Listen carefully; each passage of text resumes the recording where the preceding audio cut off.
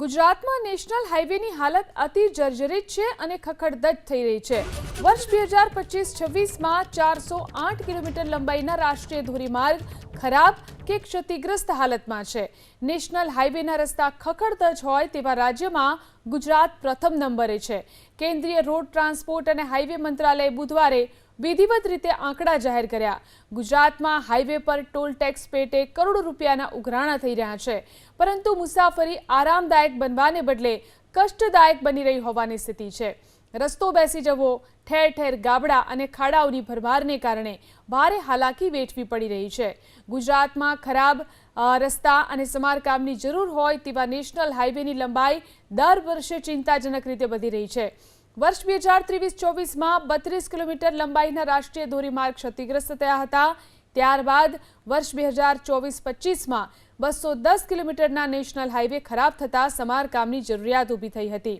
તો વર્ષ 2025-26માં 408 કિલોમીટર લંબાઈના રાષ્ટ્રીય ધોરીમાર્ગ ખરાબ થયાનો સ્વીકાર થયો છે। જાણકારોના મતે એક સમયે ગુજરાતના રોડ રસ્તાઓની દેશભરમાં ચર્ચા થતી હતી, પરંતુ આજે સ્થિતિ વિપરીત થઈ ગઈ છે। તો કરોડોનો ટોલ ટેક્સ છતાં પણ ગુજરાતમાં નેશનલ હાઈવેની દયનીય સ્થિતિ છે। રાજ્યમાં 408 કિલોમીટર લંબાઈનું નેશનલ હાઈવે ક્ષતિગ્રસ્ત હાલતમાં છે। ખુદ રોડ અને ટ્રાન્સપોર્ટ મંત્રાલયે આ બિસ્માર હાઈવે ગુજરાતમાં અવ્વલ હોવાનું જાહેર કર્યું છે। તો રાજકોટ જેતપુર નેશનલ હાઈવે પર એબીપી અસ્મિતાએ રિયાલિટી ચેક કર્યું। ખાડા માર્ગ બની ગયેલા નેશનલ હાઈવેના દ્રશ્યો કેમેરામાં કેદ થયા। બિસ્માર હાઈવેને કારણે ટ્રાફિક જામની સમસ્યા પણ વિકટ બની રહી છે। ક્ષતિગ્રસ્ત હાઈવેને કારણે ઈંધણ અને સમયનો વ્યય પણ થઈ રહ્યો છે। સમગ્ર દેશની અંદર એક સમયે ગુજરાતના હાઈવેનું મોડેલ હતું, પરંતુ અત્યારે જોઈ શકાય છે કે ગુજરાતના જે નેશનલ હાઈવે છે તેનું આ મોડેલ છે। મસ્ત મોટા ખાડામાંથી વાહનો પસાર થાય, લોકો પડી જાય, ગંભીર પ્રકારની ઈજાઓ થાય, એમ્બ્યુલન્સ ફસાઈ જાય અને સવાર સાંજ રોજ ટ્રાફિક જામ થઈ જાય। આ દ્રશ્યો જોઈ શકાય છે કે રાજકોટથી જે જેતપુર સુધીની આ હાઈવેની પરિસ્થિતિ છે। 2.5 વર્ષથી લોકો પરેશાન છે। અહીંયા વેપારીઓએ તો પોતાની દુકાનો વેચવા માટે કાઢી છે, શોરૂમ વેચવા માટે કાઢ્યા છે। હાઈવે નેશનલ હાઈવે ઓથોરિટીના અધિકારીઓની બેદરકારીના કારણે। ભાઈ, તમારું નામ શું છે અને ક્યાં દુકાન આવેલી છે અને દુકાન શું કામ તમે કીધું મેં વેચવા કાઢી છે, શું કામ કાઢી છે? આપણું આ સાગર બાયોકેર કરીને યુનિટ આવેલું છે। મારું નામ લાખોત્રા દીપક છે, બરાબર। આ ગોંડલ સાપર મેન હાઈવે ઉપર ગોંડલ ચોકડીથી નજીક આ સોલન ફાટકની બાજુમાં આપણું આ યુનિટ આવેલું છે।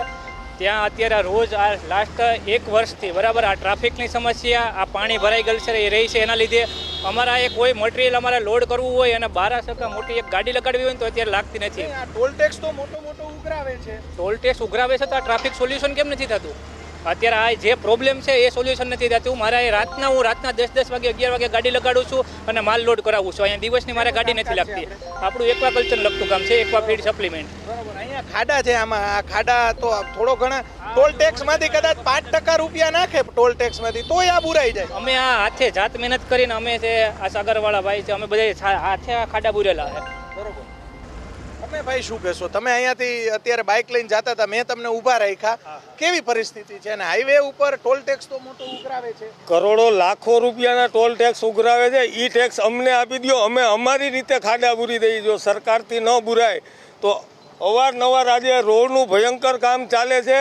એ કરતાં મોટામાં મોટો ટ્રાફિકની સમસ્યા છે। લોકો કેટલા પરેશાન છે, કેટલું ડીઝલ ભરે છે, લાખો રૂપિયાનું પેટ્રોલ ભરે છે અને લાખો રૂપિયાનો ટોલ ઉઘરાવે છે। રોડ તો ઈ ને ઈ પોઝિશનમાં, ખાડા ભયંકર છે, તમે આ જોઈ શકો છો, સામે જ છે ખાડા। તો આ પરિસ્થિતિ લોકોને બહુ ટોલ બંધ કરવો જોઈએ એવું માનો છો તમે? ટોલ બંધ, નાગરિક તરીકે હા, ટોલ જરૂર બંધ કરવો જોઈએ। એનું કારણ છે કે રોડ ક્યાંય પણ સારો નથી ગુજરાતમાં। ગોંડલ ચોકડીથી લઈ અને જેતપુર સુધી જોઈ લ્યો, રોડ ભયંકર ખરાબ છે। અને ટોલ ટેક્સ તો 2 જગ્યાએ ઉઘરાવે છે। 60 કિલોમીટરમાં 2 જગ્યાએ નિયમ કરતા પણ નિયમ છે, 60 કિલોમીટરે એક ટોલ નાકો હોવું જોઈએ, આ તો 2 છે। હા, 2 ટોલ નાકા છે। આજે 60 કિલોમીટરની અંદર ખરેખર એક જ હોવું જોઈએ ને ટોલ ઉઘરાવે છે, તોય છતાં રોડનું કામ તો ઝીરો જ છે એમ કહી શકાય। હા ભાઈ બોલો શું કહેવા અને છતાં જો ટોલ ટેક્સ ઉઘરાવે તો એનો કોઈ પ્રોબ્લેમ નથી, તો જો આ પ્રોબ્લેમ છે એનું સોલ્યુશન લાવો એમ. આ પ્રોબ્લેમનો સોલ્યુશન અમારે માંગો કરી શકતા હોય તો ટોલ ટેક્સ બંધ કરવો જોઈએ ને. જરૂર કરવો રોડ જોઈએ. નથી તો ટોલ શું આપણે ટોલ શેના માટે આપીએ છીએ? પબ્લિક સર્વન્ટને જે કંઈ સર્વિસ પ્રોવાઈડ રહીએ એના માટે આપણે ટોલ આપીએ છીએ. આ ટ્રાફિકનો અત્યારે એટલો પ્રોબ્લેમ રહી છે. અત્યારે ક્યારેક તમે અહીં જોશો, સાંજના આવશો બરાબર, તો અહીં સોલોન ફાટકથી લઈને અને છેક 3 કિલોમીટર ગોંડલ ચોકડી સુધી ટ્રાફિક જામ હોય, ગોંડલ ચોકડી સુધી. હવે આમાં કોઈ ટોલ નહીં એવું માનો છો તમે? હા, રોડ નહીં તો ટોલ નહીં, સીધી વાત છે. ભાઈ શું કહો છો? સુવિધા તો મળવી જરૂરી છે પહેલાં તો. અને પહેલાં તો આપણા સાગર હાડોના દ્રશ્યો જો ને કે અકસ્માત થવાનો બહુ શક્યતા રહ્યા. જો તમે ગડું છે એના કારણે બહુ માણસો પડે છે. ચોક્કસ અહીંયા જે આ કડ બતાવવાનો પ્રયાસ કરીશું. જોઈ શકાય છે કે આ કડમાં દરરોજ 2 વ્હીલ ચાલકો પડી જાય છે. કડ ભરવા જે અહીંયા કડ છે તે બુરવાની પણ નેશનલ હાઈવે ઓથોરિટીના અધિકારીઓને ત્રેવડ ન હોય તે પ્રમાણેના દ્રશ્યો અત્યારે સામે આવી રહ્યા છે. 6 લેનનું કામ કરે છે એ સારી બાબત છે, પરંતુ જે રોજ અનેક લોકો પડી જાય, ગંભીર પ્રકારની ઈજાઓ થાય, લોકો પોતાના લાડકવાયા દીકરા કે દીકરી ગુમાવે, આ દ્રશ્યો છે નેશનલ હાઈવેના. એક સમયે મોડેલ હતું, આ મોડેલ ગયું ક્યાં તે સૌથી મોટો સવાલ છે. અહીંયા લોકો પરિવાર સાથે નીકળતા હોય છે, પડી જાય, ગંભીર પ્રકારની ઈજાઓ થતી હોય છે. ખરેખર નેશનલ હાઈવે ઓથોરિટીના અધિકારીઓએ કાં ટોલ ટેક્સ બંધ કરવો જોઈએ અથવા તો રોડ રિપેર કરવો જોઈએ. જે સૂત્ર છે ગુજરાતના લોકોએ જે આપ્યું છે કે રોડ નહીં તો ટોલ નહીં, આ સૂત્ર ખરેખર અપનાવવું જોઈએ ને સરકારે પણ ગંભીરતા દાખવી અને નેશનલ હાઈવે છે તે બિસ્માર હાલત છે તે રિપેરિંગ થાય તે માટેના પ્રયાસો કરવા જોઈએ. કેમેરામેન શુભાષ્યાની સાથે પરાક્રમસિંહ જાડેજા, એબીપી અસ્મિતા, રાજકોટ.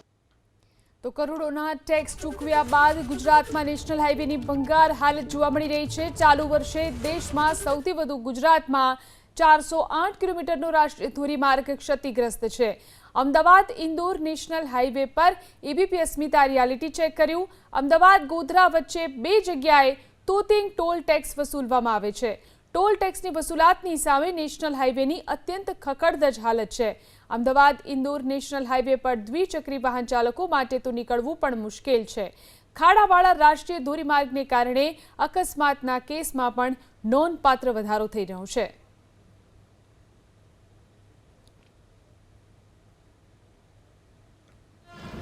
એબીપી અસ્મિતાની ટીમ પહોંચી છે ખેડા જિલ્લાના ગળતેશ્વર તાલુકામાં, ને ગળતેશ્વર તાલુકામાંથી પસાર થતો નેશનલ હાઈવે, સાંભળજો હા, નેશનલ હાઈવે જે અમદાવાદથી ઇન્દોરને જોડે છે. અને આ રોડ ઉપર મોટા મોટા ટોલ વસૂલાય છે, પરંતુ આ હાલત તો જુઓ. આ જે હાલત છે તે નેશનલ હાઈવેની છે. 1.5 ફૂટ જેટલા ખાડા અહીંયા આગળ જોવા મળી રહ્યા છે. અને ઠેર ઠેર જો તમે અમદાવાદથી ગોધરા જવા નીકળો તો તમારે 2 જગ્યાએ ટોલ આપવા પડે. ટોલ માત્ર 2 જગ્યાએ, પરંતુ ખાડા હજારો. એટલે કહી શકાય કે અહીં આગળથી પસાર થતા વાહન ચાલકો માટે આ જે રોડ છે તે કમરના દુખાવાની સાથે સાથે માથાનો દુખાવો પણ બન્યા છે. પેલી કાઠિયાવાડી ભાષામાં કહેવાય કે આ રોડ બાબતમાં કાંઈ ના ઘટે, કારણ કે કશું ઘટે એવું છે જ નહીં, બધું વધેલું જ છે. જો 2 જગ્યાએ ટોલ વસૂલવા છતાં પણ આ રોડની હાલત આવી છે. અહીં આગળથી પસાર થતા હજારો મુસાફરો, હજારો વ્હીકલ અહીં આગળથી જે રીતના પસાર થાય છે, માથાના દુખાવા સમાન છે. અને એ લોકો મજબૂર છે અહીં આગળથી પસાર થવા માટે, કારણ કે આ જગ્યાએથી એટલે કે અમદાવાદથી ગોધરા જવા માટે તેમની પાસે કોઈ વૈકલ્પિક રસ્તો નથી. માટે અહીં આગળથી જવું પડે ને 2 જગ્યાએ મોટા મોટા ટોલ આપવા પડે. પણ ટોલ આપવા છતાં ટોલ કેમ આપવામાં આવે ભાઈ? ટોલ એટલા માટે આપવામાં આવે કે તમે સુવિધાઓ આપો છો, પરંતુ વર્ષોથી અહીં ટોલ વસૂલાય છે. અત્યાર સુધી કરોડો રૂપિયા ટોલના વસૂલ્યા છે, પરંતુ એ કરોડોમાંથી લાખો રૂપિયા પણ આ રોડમાં મરમ્મતમાં કે રોડ નવો બનાવવામાં ખર્ચ્યા નથી. માટે જ દર વર્ષે ચોમાસા દરમિયાન આ રોડની હાલત આવી જ થતી હોય છે. અને અહીં આગળથી જતા આવતા મુસાફરો છે તેમની પણ હાલત તમે વિચારી શકો છો કે કેવી હોય. હવે સીધો સવાલ એ છે કે આ રોડ ક્યારે સરખો કરશો, કાં તો ટોલ ક્યારે બંધ કરશો? જલ્પેશ પટેલ, એબીપી અસ્મિતા,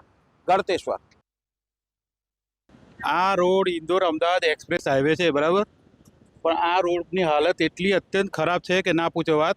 એટલા બધા એક્સિડન્ટ થતા જાય છે, રોજ દિવસે રોજ એક્સિડન્ટ થાય છે.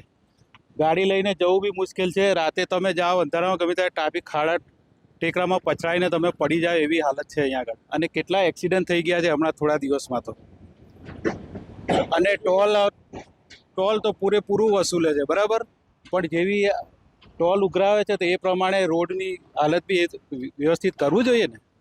कहाँ से आ रहे हो आप? मैं तो आ रहा हूँ अहमदाबाद से। ये रोड रोड बहुत परेशान हो गए हो। गियर मारते मारते इतना है कि इतना जाम लग जाता है तो 2-2 3-3 घंटा जाम में लग जाते हैं। कितने कितने खड्डे हो गए वहाँ? अरे बहुत खड्डे हैं सर, घुटने के बराबर खड्डे हो गए हैं। तो टोल तो नहीं दिया होगा आपने? नहीं तो टोल तो दे के आया हूँ सर, बिना टोल के कहाँ जाएंगे? हाँ। बिना टोल के तो नहीं जा पाएंगे। हाँ। अब कुछ भी हो जाना तो अपने को निकलना है। कोई दूसरा रास्ता है यहाँ? कोई नहीं है, कोई नहीं है, एक ही सिंगल ही रास्ता है। एक ही रास्ता एक ही रास्ता है सर।